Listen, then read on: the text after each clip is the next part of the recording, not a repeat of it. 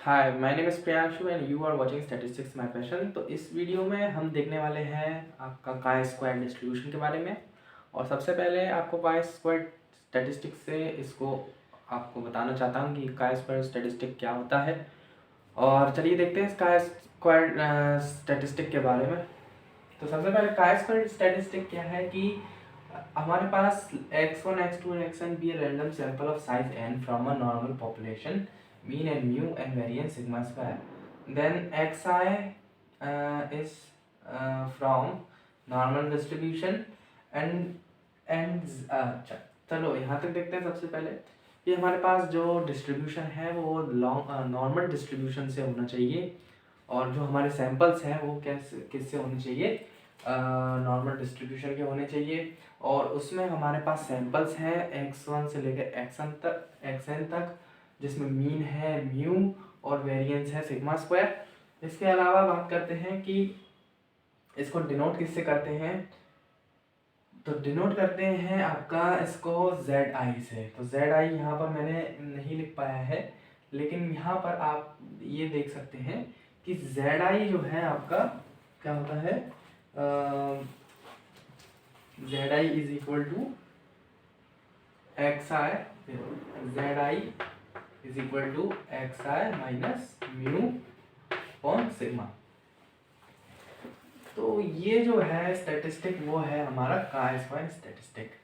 अब जब आप इसका आप क्या करते हैं, इसका स्क्वायर करते हैं, इसका स्क्वायर करेंगे तो आपका इसका होल स्क्वायर हो जाएगा, और इसका सबका सम करना है आपको। तो डिनोटेड बाय इसके स्क्वायर एंड देन सम को हम क्या करते हैं, काई स्क्वायर, इसको कहते हैं काई स्क्वायर से हम इसको डिनोट करते हैं, और इसको काई स्क्वायर स्टैटिस्टिक कहते हैं with n-1 degree of freedom. n-1 degree of freedom यहाँ पर आपको दिया गया है। और इसके अलावा ये क्या है, ये समझ में आएगा आपको क्वेश्चन में कि ये क्या चीज़ है। और इसके अलावा काई स्क्वायर डिस्ट्रीब्यूशन का फॉर्मूला यहाँ पर है कि हमने देखिए ये जो था ये फॉर्मूला था ZI इज इक्वल टू, आपको याद रखना है ये ZI is equal to XI minus mu upon sigma. अब इसमें करना क्या था, आपको स्क्वायर करना था, देन उसके बाद इसका सम करना था। सबसे पहले स्क्वायर करेंगे तो पूरे का स्क्वायर, देन सम। तो सम करने से आगे क्या लगेगा, एक समेशन का साइन, और समेशन, तो समेशन का ये ऊपर लगा x माइनस म्यू का whole square divided by sigma square. तो ये जो फॉर्मूला है वो है आपका ZI स्क्वायर का। अब बात करते हैं आगे कि ये तो हो गया हमारा फॉर्मूला। अब ये कैसे आया, ये ऐसे आया कि जब आप इसको कन्वर्ट करेंगे तो कन्वर्ट करते समय आपको x बार माइनस म्यू और सिग्मा अपॉन रूट n का होल स्क्वायर, ये आपको ना, ये फाइनल फॉर्मूला है, इसमें आप पुट करके आप क्वेश्चन सॉल्व करेंगे। तो इस तरीके से ये पूरा एक डेफिनेशन है, और डेफिनेशन में आपको बस क्या याद रखना है, ज़्यादा कुछ याद नहीं रखना है, इस फॉर्मूले को याद रखना है रहता है काई स्क्वायर स्टैटिस्टिक में। और बात करते हैं इसके यूसेज की, तो कहाँ कहाँ यूज़ होता है उसके बारे में देखते हैं, और कहाँ कैसे यूज़ करता है एक एग्जाम्पल के थ्रू भी देखते हैं। तो सबसे पहले हम इसको रफ कर लेते हैं, जिससे आपको मैं इसके यूसेज के बारे में बता देता हूँ।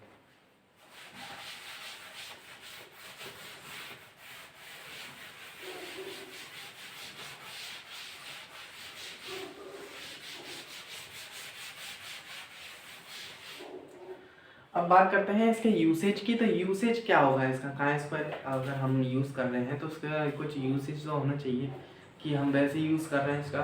तो यूसेज ये है कि सबसे पहले तो हम इसको यूज़ करते हैं उसके सिग्निफिकेंस। जैसे हम वेरिएंस, कोई दो वेरिएंस निकाल लें, मान लीजिए एक वेरिएंस दिया है हमें, एक वेरिएंस, ये हाइपोथेसिस का साइन है, एक वेरिएंस की वैल्यू दी है हमारी 2। ओके, अगर हमने हाइपोथेसिस ये लगाया, अगर हमारे सिग्मा स्क्वायर की वैल्यू 2 से ग्रेटर देन आएगी तो हमारा जो टेस्ट है वो रिजेक्ट हो जाएगा। अगर हमारी 2 से ग्रेटर देन वैल्यू आएगी तो हमारा क्या हो जाएगा, टेस्ट रिजेक्ट हो जाएगा। अदरवाइज अगर इससे कम आती है तो हमारा टेस्ट जो है, यहाँ 2 ना करते हुए मैं 3 कर देता हूँ, मैं 4 कर देता हूँ। 4 से ग्रेटर देन आएगी तो रिजेक्ट होगा, और इससे लेस देन आएगी तो एक्सेप्ट हो जाएगा। 4 से लेस देन वैल्यू आएगी तो क्या होगा, एक्सेप्ट हो जाएगा। तो दो तरह के केस हैं, और दो तरह के केसेस में अब जैसे यहाँ पर मैंने वेरिएंस बोला, तो वेरिएंस के सिग्निफिकेंस को निकालने के लिए हम क्या करते हैं, सिग्निफिकेंस को निकालने के लिए हम इसका यूज करते हैं, किसका, chi स्क्वायर डिस्ट्रीब्यूशन का। दूसरा पॉइंट है कि to test the independence of attributes in a contingency table. एक कॉन्टिंजेंसी टेबल होती है, कंटिंजेंसी टेबल में और किसकी होती है, वो एट्रीब्यूट्स की। तो कंटिंजेंसी टेबल वो भी एट्रीब्यूट्स की, उसमें हम इंडिपेंडेंस बताना चाहते हैं, तो उसको निकालने के लिए भी इसका यूज होता है। अगर आप कंटिंजेंसी टेबल नहीं जानते हैं तो आप कमेंट बॉक्स में बताएं, जिससे मैं इसके बारे में वीडियो आपके लिए बना दूंगा। इसके बाद करते हैं कि to compare a number of frequency distribution. बहुत सारे फ्रीक्वेंसी डिस्ट्रीब्यूशंस दिए हैं और बहुत सारे फ्रीक्वेंसी डिस्ट्रीब्यूशंस का हमें कंपैरिजन करना है, तो हम क्या करते हैं, इसका यूज करते हैं। दूसरा और चौथा है हमारा पॉइंट कि to test the goodness of fit. Goodness of fit को भी निकालने के लिए हम इसका यूज करते हैं। इसके अलावा बात करते हैं कि chi स्क्वायर टेस्ट। अब देखिए यहाँ पर मैं एक एग्जांपल से आपको एक समझाऊंगा कि किस तरीके से हम अपने chi स्क्वायर डिस्ट्रीब्यूशन को यूज़ करेंगे और किस तरीके से हम इसका फॉर्मूला लगा के हम इसको सॉल्व करेंगे। ठीक है, तो देखते रहिएगा वीडियो को लास्ट तक, जिससे आपको थोड़ा सा और अच्छा क्लियर हो जाए। तो सबसे पहले मुझे एक क्वेश्चन की ज़रूरत है, तो क्वेश्चन में शॉर्ट में नोट कर रहा हूँ, पूरा फुल नोट नहीं कर रहा।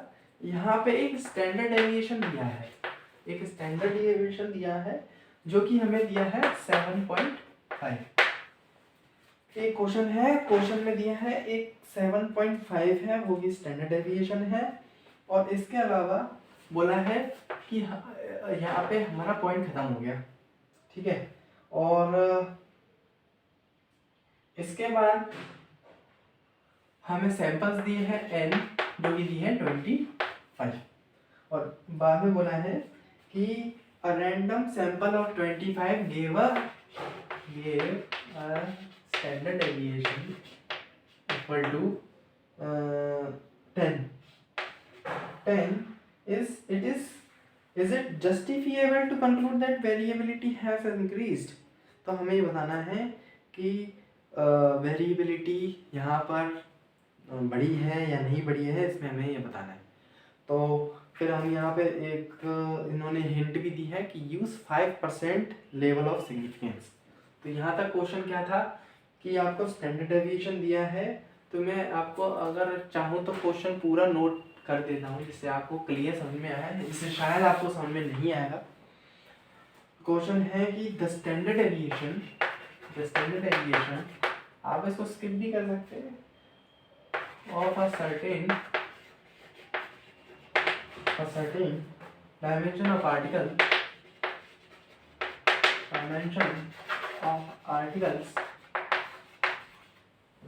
articles produced by a machine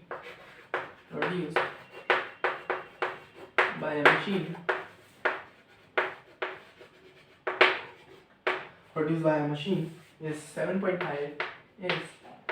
7.5 over a long period.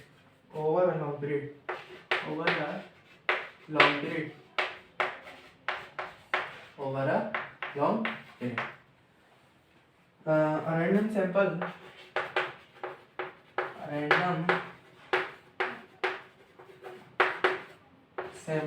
of 25 articles gave a standard deviation of 10. Is it justifiable to include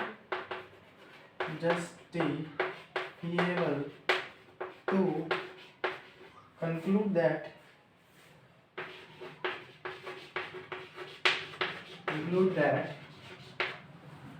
variability has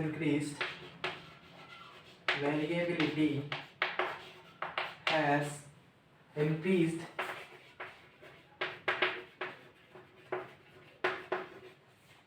use 5% of level of significance, 5% level of significance. ये question आपको दिया है और इस question में आपको जो दिया है वो सबसे पहले तो वो हमें लिख लेते हैं क्वेश्चन में क्या क्या गिवन दिया है।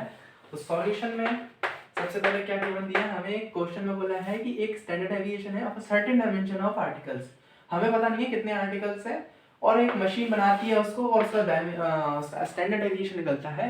अगर आपको स्टैंडर्ड डेविएशन नहीं पता है तो उसको जानो पहले कि स्टैंडर्ड डेविएशन होता क्या है। स्टैंडर्ड डेविएशन ये होता है कि हमारी मीन वैल्यू से कितना वो कितना आसपास भटकता है। जैसे हमारे मान लीजिए कि मेरी मीन वैल्यू है और जिसकी वैल्यू है 8, तो हमेशा कुछ भी हम आइटम प्रोड्यूस करते हैं तो करेक्ट ऐसा नहीं है कि वो 8 मतलब जो भी चीज़ है वो 8 के बिल्कुल करेक्ट बने, वो उसके आसपास में लाया करेगी।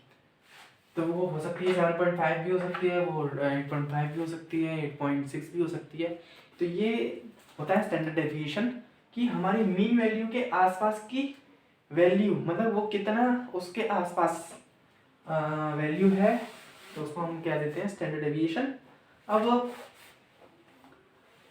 स्टैंडर्ड डेविएशन समझाने बैठूंगा तो एक नई वीडियो बन जाएगी, इसलिए आगे बढ़ते हैं।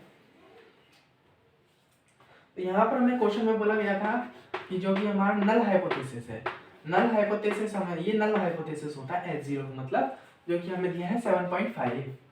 नल हाइपोथेसिस यानी कि हमारी जो है करेक्ट वैल्यू है, इससे हमें मतलब हमें इससे ना तो ऊपर ना नीचे, ये हमारी एक ऐसी वैल्यू है जहाँ पर हम अपने वैल्यू को नल मानते हैं। और एक ऐसा होता है जिसमें ऑल्टरनेटिव है, ऑल्टरनेटिव में इससे ऊपर या नीचे जाने पर हम या तो रिजेक्ट करेंगे या एक्सेप्ट करेंगे। ये ऐसी वैल्यू है जो फिक्स रहती है और ये वैल्यू है ऊपर नीचे वाली होती है। जैसे कि अगर ऊपर जाएगी तो रिजेक्ट हो जाएगा, नीचे उसके अंदर रहेगी तो एक्सेप्ट रहेगा। तो इस तरीके से हमें जो वैल्यू दी है वो बोला है क्या कि इज ग्रेटर देन 7.5, क्योंकि बोला है कि standard circle of 25 and give 10 ऐसे justifiable control the variable is increased. तो हमें ये बताया है कि यहाँ पर 25 आर्टिकल्स थे और वो दे रहे हैं आपको 10। तो यहाँ पे ये बोला गया है कि ये जस्टिफिएबल है, यहाँ पर ये ऐसा जस्टिफाई करता है कि यहाँ पर वेरिएबिलिटी भर चुकी है। तो हमें ये बताना है, ठीक है, कि बड़ी है या नहीं बड़ी है वेरिएबिलिटी। तो यहाँ पर नल हाइपोथेसिस था 7.5 और 7.5 से हमारा ज़्यादा हो चुका है क्योंकि हमारी कितनी आई है 10 आई है, 7.5 से ज़्यादा। तो हम क्या लगाएंगे यहाँ पर इससे ग्रेटर देन का साइन लगाएंगे, देन काय स्क्वायर डिस्ट्रीब्यूशन हम इसमें यूज करेंगे।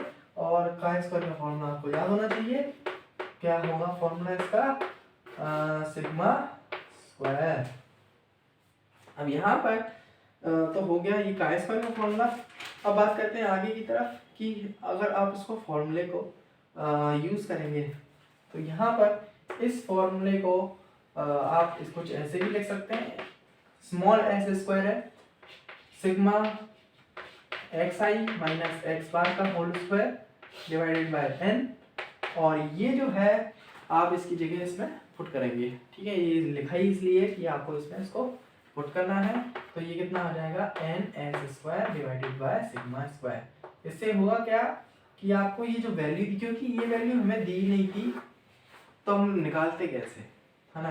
तो फिर ये क्या करना है, आपको इसमें वैल्यू रख देना है। n यानी कि 25 दिया था, s यानी कि आपको दिया है कितना 10, और सिग्मा स्क्वायर यानी कितना दिया 7.5। आप इसको सॉल्व करेंगे, सॉल्व करने के बाद जो आंसर आएगा वो आएगा 44। तो ये हो गया आपका 44। अब यहाँ पर बात करते हैं कि यहाँ हमें क्या यूज करना है, use 5% level of significance, use 5% level of significance. इसका मतलब क्या होता है, एक टेबल होती है काई स्क्वायर की, क्या होती है, एक टेबल होती है जो कि आपको बुक के पीछे मिल सकती है, अदरवाइज नहीं मिले तो आप इसको गूगल पे सर्च करें कि chi square table. Chi square table जैसे ही आप सर्च करेंगे आपके सामने एक टेबल आएगी, उस टेबल में आपको नंबर लिखे होंगे n के, जिसमें बहुत सारे नंबर दिखेंगे आपको, और अल्फा की वैल्यू लिखी होगी कि कितने डिग्री ऑफ फ्रीडम हम यूज़ कर रहे हैं, क्योंकि यहाँ पर हमने 5% लिया है। यहाँ पर कितना लिया है? 5%, यानी कि यहाँ पर कितना लेंगे हम? 0.05 वाले की वैल्यू हम यहाँ पर चेक करेंगे टेबल में। और यहाँ पर जो n है, n कितना दिया है यहाँ पर? 25। लेकिन जब हम बात करते हैं डिग्री ऑफ फ्रीडम की, तो यहाँ पर डिग्री ऑफ फ्रीडम ये है, और डिग्री ऑफ फ्रीडम जो क्वेश्चन में मैंने आपको बताया था वो होता है n-1 डिग्री ऑफ फ्रीडम। इसकी डेफिनेशन कहती है कि जितने सैंपल दिए हों उससे एक कम लेना है।